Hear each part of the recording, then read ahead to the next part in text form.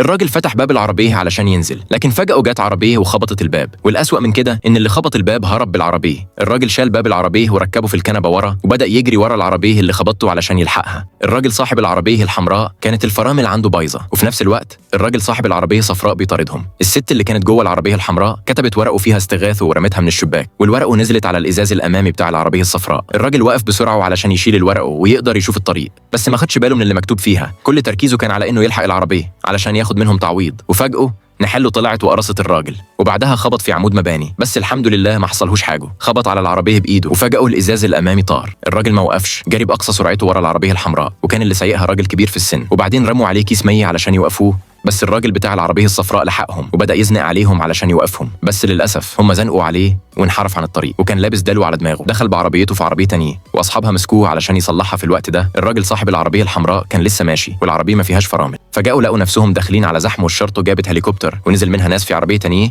وبعدها ربطوا العربيه الحمراء بالطياره وطاروا بيها قبل ما تعمل حادثه.